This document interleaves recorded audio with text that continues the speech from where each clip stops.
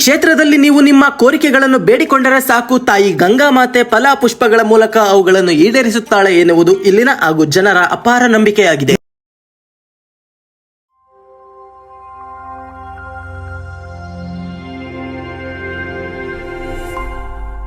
ನಾವಿವತ್ತು ಬಂದಿರೋದು ಹಾಲು ರಾಮೇಶ್ವರ ಸ್ವಾಮಿಯ ಸನ್ನಿಧಿಗೆ. ಈ ಕ್ಷೇತ್ರಕ್ಕೆ ಹಾಲು ರಾಮೇಶ್ವರ ಅಂತ ಹೆಸರು ಯಾವ ರೀತಿ ಬಂತು, ಹಾಗೂ ತಾಯಿ ಗಂಗಾ ಮಾತೆಯನ್ನು ಕಾಶಿ ಭಾಗೀರಥಿ ಅಂತ ಕರೀತಾರಲ್ಲ ಯಾಕೆ ಅನ್ನೋದನ್ನು ಸಹ ನೋಡ್ಕೊಂಡ್ ಬರೋಣ ಬನ್ನಿ. ಇದು ಹಾಲರಾಮೇಶ್ವರ ಕ್ಷೇತ್ರ ಅಂತ ಹೇಳಿ, ಇಲ್ಲಿ ಶ್ರೀರಾಮರು ವನವಾಸ ಬಂದಿರತಕ್ಕಂಥ ಸಂದರ್ಭದಲ್ಲಿ ವನವಾಸ ಮಾರ್ಗವಾಗಿರುತ್ತದೋ, ದಟ್ಟವಾಗಿರ್ತಕ್ಕಂಥ ಕಾಡು, ಯಾವುದೇ ರೀತಿ ಜನಸಂದಣಿ ಜಾಗದಲ್ಲಿ ಇರೋದಿಲ್ಲ. ರಾಮರು ಬಂದ್ಬಿಟ್ಟು ಇಲ್ಲಿ ತಂಗ್ಬಿಟ್ಟು ಇಷ್ಟಲಿಂಗ ಪೂಜೆ ಮಾಡ್ತಾರೆ. ಲಿಂಗುಗೆ ಪೂಜೆ ಮಾಡಿ ಪೂಜೆ ಜಲ ಬೇಕಲ್ಲ, ಹಿಂಭಾಗದಲ್ಲಿ ಈ ಕೊಳದ ಕೊಳಕ್ಕೆ ಬಾಣ ಹೊಡೆದ್ಬಿಟ್ಟು ಜಲ ತೆಗೆದು ಸ್ವಾಮಿ ಪೂಜೆ ಮಾಡಿ ವನವಾಸದ ಪ್ರಯಾಣ ಮುಂದುವರಿತಾರೆ. ಆ ಲಿಂಗು ಯಾವುದೇ ರೀತಿ ಪೂಜೆ ಜಾಗದಲ್ಲಿ ಇರೋದಿಲ್ಲ. ನಿತ್ಯ ಒಂದು ಆಕಳು ಬಂದುಬಿಟ್ಟು ಆ ಲಿಂಗು ಹತ್ರ ನಿಂತು ಸ್ವಯಂ ಪ್ರೇರಿತವಾಗಿ ಅಲನ್ನು ಕರೆಯೋದು, ಅದರಿಂದ ಇದನ್ನ ಹಾಲರಾಮೇಶ್ವರ ಅಂತ ಕರೀತಾರೆ. ರಾಮರು ಸ್ವಾಮಿ ಪೂಜೆಗೋಸ್ಕರ ಉದ್ಭವವಾಗಿರ್ತಕ್ಕಂಥ ಜಲದಲ್ಲಿ ಫಲಪ್ರಸಾದ ಬರುವುದಕ್ಕೆ ಸ್ಟಾರ್ಟ್ ಆಯಿತು. ಭಕ್ತಾದಿಗಳು ಇಷ್ಟಾರ್ಥಗಳು ಬೇಕಂದರೆ ಇಷ್ಟಾರ್ಥಕ್ಕನುಸಾರವಾಗಿ ಪ್ರಸಾದಗಳು ಬರ್ತವೆ. ಇಲ್ಲಿ ಮಣ್ಣಿನಿಂದ ಎರಡು ಚಿನ್ನದವರೆಗೂ ಪ್ರಸಾದಗಳು ಬರ್ತವೆ. ಬಾಳೆಹಣ್ಣು, ಅಡಿಕೆ, ತೆಂಗಿನಕಾಯಿ, ಖರ್ಜೂರ, ಕಡಲೆಕಾಳು, ವಿಶೇಷ ತೊಟ್ಲು, ಬಾಣಮರ, ತುಂಬಿದ ಕೂಡ, ಶಂಕುಗಳು, ಶಿವಲಿಂಗಗಳು, ಸಾಲಿಗ್ರಾಮಗಳು, ಈ ಥರ ಎಲ್ಲ ಪ್ರಸಾದಗಳು ಬರ್ತವೆ. ಒಳ್ಳೆ ರೀತಿಯಲ್ಲಿ ಕೆಲಸ ಆಗ್ತದೆ ಅಂದರೆ ಒಳ್ಳೆ ರೀತಿಯಲ್ಲಿ ಪ್ರಸಾದಗಳು ಬರ್ತವೆ. ಆಗಲ್ಲ ಅಂದರೆ ಅಶುಭವಾಗಿರ್ತಕ್ಕಂಥ ಸೂಚನೆಗಳು ಬರ್ತವೆ. ಖಾಲಿ ಚಪ್ಪು, ಒಡಗಬಳೆ, ಇದ್ಲು, ಕಲ್ಲು, ಮಣ್ಣು, ಈ ಥರ ಅಶುಭವಾಗಿದ್ದ ಸೂಚನೆಗಳು ಬರ್ತವೆ. ಒಟ್ಟು ಭಕ್ತಾದಿಗಳು ಅವರವರು ಇಷ್ಟಾರ್ಥಗಳು ಯಾವ ರೀತಿ ಬೇಡಿರ್ತಾರೆ ಇಷ್ಟಾರ್ಥಕ್ಕನುಸಾರವಾಗಿ ಅಪ್ಪಣೆ ಆಗುತ್ತೆ. ಅದು ಬಂದು 3 ತಿಂಗಳಿಂದ ವರ್ಷ ಟೈಮ್ ಇರುತ್ತೆ. ಆ ವರ್ಷದೊಳಗಡೆ ನೆರವೇರ್ತವೆ. ಅಥವಾ ಏನಾದರೂ ದೋಷ ಇದ್ದರೆ ದೋಷಪೂರಿತವಾಗಿರ್ತಕ್ಕಂಥ ಪ್ರಸಾದಗಳು ಬರ್ತವೆ. ದೋಷ ಪರಿಹಾರ ಮಾಡ್ಕೊಂಡ್ರೆ ಕೆಲಸ ಆಗುತ್ತೆ ಅನ್ನೋ ಸೂಚನೆಗಳು ಇರ್ತವೆ. ಈ ರೀತಿ ಒಂದೊಂದು ವಿಚಾರಕ್ಕೆ ಒಂದೊಂದು ಥರ ಪ್ರಸಾದ ಒಂದು ವಿಶೇಷವಾಗಿ ನಡೀತಾ ಇದೆ. ನೀವು ಕೇಳಿದ್ರಲ್ಲ, ಇಲ್ಲಿ ಯಾವ ರೀತಿ ಇರುತ್ತೆ, ಇಲ್ಲಿನ ಪವಾಡನೆ ಏನಾಗಿರ್ಬೋದು, ಮತ್ತೆ ಇಲ್ಲಿ ಅವ್ರು ಕೇಳಿದ್ದಕ್ಕೆ ಯಾವ್ಯಾವ ರೀತಿ ಫಲ ಪುಷ್ಪಗಳು ಬರುತ್ತೆ, ಮತ್ತೆ ಅಶುಭಕ್ಕೆ ಯಾವ ರೀತಿ ಸೂಚನೆಗಳು ಬರ್ತವೆ ಅನ್ನೋದನ್ನ ಅದನ್ನ ಕಣ್ಣಾರೆ ನೋಡ್ಕೊಂಬರೋಣ ಬನ್ನಿ.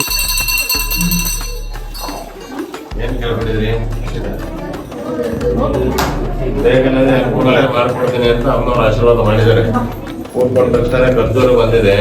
ಖರ್ಜೂರ ಪೂರ್ಣ ಬಂದಿದ್ದೀವಿ. ಖರ್ಜೂರ ಮಾಡ್ಕೊಂಡಿದ್ರು ಅದನ್ನ ಕರ್ಕೊಂಡ ತಕ್ಷಣ ಅಂತ ಲಕ್ಷ್ಮೀ ಸಮರ್ಪಣೆ ವಿಚಾರದಲ್ಲಿ ಆಮೇಲೆ ಶುಭ ಕಾರ್ಯಗಳ ವಿಚಾರದಲ್ಲಿ ಬಂದಿದೆ. ಎಲ್ಲ ಪ್ರಸಾದನ ಇದ್ದಾರು ಅದನ್ನು ತಿನ್ಬೇಕು. ಅಮ್ಮನವ್ರಿಗೆ ಅಡುಗೆ ಮಾಡ್ಕೊಡಿ. ಅದ್ಕೊಂಡ ಕೆಲಸ ಬೇಗ ನಿರ್ವಹಿಸ್ಕೊಂಡ್ರೆ ಖರ್ಜೂರ ತಗೊಂಡು ನೋಡಿ, ಇಲ್ಲಿ ಕುಂತಿದಾರಲ್ಲ, ಇವ್ರೇನೋ ಬೇಡ್ಕೊಂಡಿದ್ರು, ಅವ್ರಿಗೆ ಖರ್ಜೂರ ಬಂತು, ಅದು ಶುಭ ಸೂಚನೆ ಅಂತ. ಈಗ ಇನ್ನೊಂದು ನೋಡ್ಕೊಂಬರೋಣ ಬನ್ನಿ. ನೋಡೋಣ ಬನ್ನಿ. ಇಲ್ಲಿ ಇನ್ನೊಬ್ರು ಬೇಡ್ಕಂತ ಇದಾರೆ, ಏನೋ ಬೇಡ್ಕಂತ ಇದಾರೆ. ನೋಡಿ, ಇಲ್ಲಿ ಕಾಣಿಸ್ತಿದೆಯಲ್ಲ ಬಾವಿ ನೀರು, ಅದ್ರೊಳಗಷ್ಟೇ ಬರೋದು ಯಾವುದೇ ರೀತಿಯ ಫಲ ಪುಷ್ಪಗಳು ನಾವು ಬೇಡ್ಕೊಂಡಿದ್ದಕ್ಕೆ.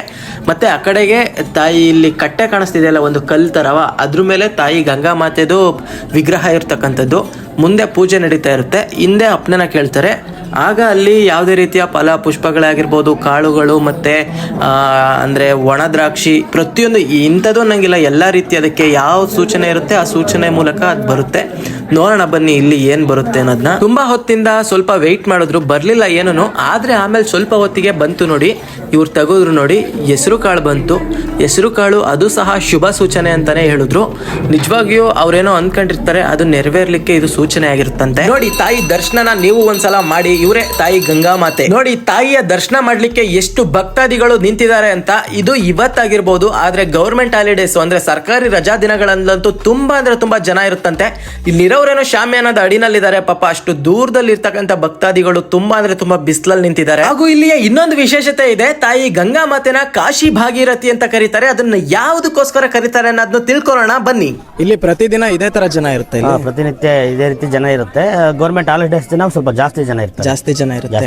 ಮತ್ತೆ ಇಲ್ಲಿ ಜಾತ್ರೆಗಳೆಲ್ಲ ಯಾವಾಗ ನಡೀತದೆ? ಶಿವರಾತ್ರಿಯಲ್ಲಿ ಸ್ವಾಮಿದು ಜಾತ್ರೆ ಆಗುತ್ತೆ. ಅಂದ್ರೆ ರಥೋತ್ಸವ ಏನಿಲ್ಲ, ಉತ್ಸವ ಆಗುತ್ತೆ ದೊಡ್ಡದಾಗಿ. ಒಂದು 9 ದಿನ ಸ್ವಾಮಿಗೆ ವಿಶೇಷ ಪೂಜೆ ಇರ್ತವೆ, ಅಮ್ಮನವ್ರಿಗೆ ವಿಶೇಷ ಪೂಜೆ ಇರ್ತವೆ, ಕಾರ್ಯಕ್ರಮಗಳೆಲ್ಲ ಇರ್ತವೆ. ದಸರಾದಲ್ಲಿ ಉತ್ಸವ ಆಗುತ್ತೆ. ವಿಶೇಷ ದಿನಗಳಲ್ಲಿ ವಿಶೇಷವಾದ ಪೂಜೆಗಳು ನಡೀತಲೇ ಇರ್ತವೆ. ಪ್ರತಿನಿತ್ಯ ಪೂಜೆಗಳು ನಡೀತಾ ಇರ್ತವೆ.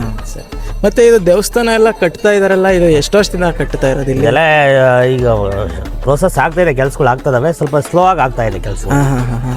ಅಂದ್ರೆ ಒಟ್ನಾಗೆ ನಡೀತಾ ಇದೆ, ಸ್ವಲ್ಪ ನಿಧಾನ ನಡೀತಾ ಇದೆ. ಮತ್ತೆ ಇದು ಇದೆಲ್ಲ ಬಾವಿ ಗಂಗಾ ಯಮುನಾ ಸಿಂಧು ಅಂತ ಹೇಳಿ 3 ಕೊಳಗಳು ಮೊದಲಿಂದಲೂ ಅನಾದಿ ಕಾಲದಿಂದಲೂ ರಾಮನ ಕಾಲದಿಂದಲೂ ಸಮೇತ ಕೊಳಗಳಿದೆ.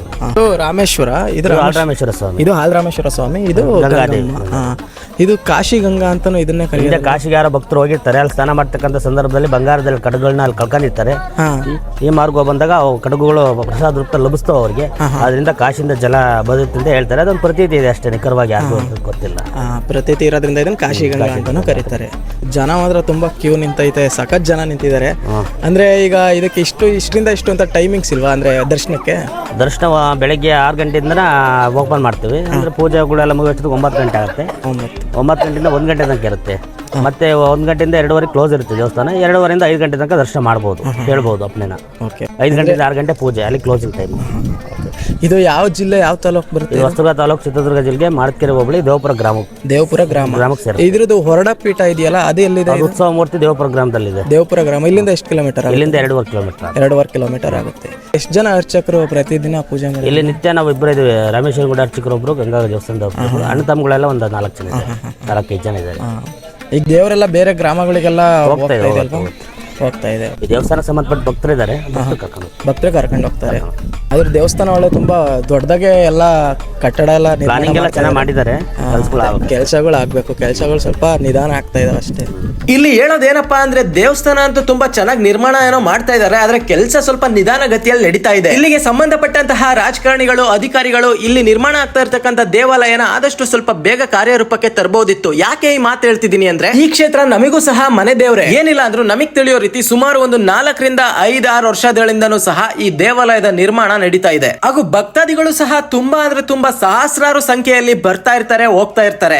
ಈ ದೇವಸ್ಥಾನನ ಆದಷ್ಟು ಸ್ವಲ್ಪ ಬೇಗ ನಿರ್ಮಾಣನ ಸಂಪೂರ್ಣಗೊಳಿಸಬಹುದಲ್ವಾ? ಹಾಗೂ ಇಲ್ಲಿ ಶ್ರೀ ಹಾಲುರಾಮೇಶ್ವರ ಸ್ವಾಮಿಯವರ ಸನ್ನಿಧಿಯೂ ಇದೆ, ಬನ್ನಿ ನೋಡ್ಕೊಂಡ್ ಬರೋಣ. ನೋಡಿ, ಇಲ್ಲಿ ನಿರ್ಮಾಣ ಆಗ್ತಾ ಇರ್ತಕ್ಕಂಥ ಕಟ್ಟಡ ಶ್ರೀ ಹಾಲುರಾಮೇಶ್ವರ ಸ್ವಾಮಿಯವರ ಸನ್ನಿಧಿ. ಗುರು, ಈ ದೇವಸ್ಥಾನ ಅಂತೂ ತುಂಬಾ ಅಂದ್ರೆ ತುಂಬಾ ದೊಡ್ಡದಾಗೆ ಕಟ್ತಾ ಇದ್ದಾರೆ. ಬನ್ನಿ ಹೋಗಿ ಒಳಗೆ ಭಗವಂತನ ದರ್ಶನ ಮಾಡ್ಕೊಂಡ್ ಬರೋಣ. ನೋಡಿ, ಇವರೇ ಶ್ರೀ ಹಾಲುರಾಮೇಶ್ವರ ಸ್ವಾಮಿಯವರು. ಏನ್ ಜನ ಬರ್ತಾರೆ ಗುರು, ಪ್ರತಿ ದಿನ ಇದೇ ತರ ಜನ ಇರುತ್ತಲ್ಲ, ನಿಜವಾಗ್ಲೂ ಆಶ್ಚರ್ಯ ಅಂತಾನೆ ಹೇಳ್ಬೋದು. ನಾವು ಚಿಕ್ಕವರಿದ್ದಾಗ ನಮ್ಮ ಕುಟುಂಬ ಸಮೇತರಾಗಿ ನಾವ್ ಇಲ್ಲಿಗೆ ಪೂಜೆ ಮಾಡಿಸ್ಲಿಕ್ಕೆ ಅಂತ ಬರ್ತಿದ್ವಿ. ಅವಾಗ ನಾವು ಇಲ್ಲಿ ಅಡ್ಗೆ ಮಾಡ್ತಿದ್ದಂತಹ ಜಾಗ ಯಾವ್ದು ಅಂತ ತೋರಿಸ್ತೀನಿ, ಬನ್ನಿ. ನಿಮ್ಗೆ ಇಲ್ಲಿ ಏನ್ ಕಾಣಿಸ್ತಿದೆ, ಇಲ್ಲಿ ಕಲ್ ರಾಶಿ ಆಗಿರ್ಬೋದು, ಆ ಕಸ ಎಲ್ಲ ಇದೆಯಲ್ಲ, ಅದೇ ಜಾಗದಲ್ಲಿನೇ ಒಂದು ಶೀಟ್ ಹಾಕಿ ಶೆಡ್ ರೀತಿ ಮಾಡಿದ್ರು. ಮತ್ತೆ ಇಲ್ಲಿ ಬಿಲ್ಡಿಂಗ್ ಏನ್ ಕಾಣಿಸ್ತಿದೆ, ಆ ಬಿಲ್ಡಿಂಗ್ ಮಾಮೂಲಿ ಮೊದ್ಲಿಂದನೂ ಅದೇ ರೀತಿ ಇತ್ತು. ಇದೇ ಜಾಗದಲ್ಲಿ ನಾವು ಅಡ್ಗೆನ ಬಂದು ಮಾಡ್ತಿದ್ದು. ಆದ್ರೆ ಈಗಂತೂ ಇಲ್ಲಿ ಸಂಪೂರ್ಣವಾಗಿ ಎಲ್ಲಾ ಕಡೆನೂ ಸಹ ಕಲ್ ರಾಶಿಗಳಿದೆ. ಯಾಕೆಂದ್ರೆ ದೇವಸ್ಥಾನ ಕಟ್ಟಡ ನಿರ್ಮಾಣ ಮಾಡ್ಲಿಕ್ಕೆ ಅವು ಬೇಕಾಗಿರೋದ್ರಿಂದ ಎಲ್ಲಾ ಕಡೆ ಅವೇ ಕಾಣಿಸ್ತಾ ಇದಾವೆ. ನಿಜವಾಗಿಯೂ ಈ ದೇವಸ್ಥಾನ ಸಂಪೂರ್ಣವಾಗಿ ನಿರ್ಮಾಣಗೊಂಡ ಮೇಲೆ ಯಾವ ತರ ಕಾಣ್ಬೋದು ಗುರು. ದೇವ್ರ ದರ್ಶನ ಎಲ್ಲ ಆದ್ಮೇಲೆ ನಾವು ಬಂದಿದ್ದೆ ಪ್ರಸಾದದ ಹತ್ರ. ಬಂದ್ವಿ, ಪಾಯಸ,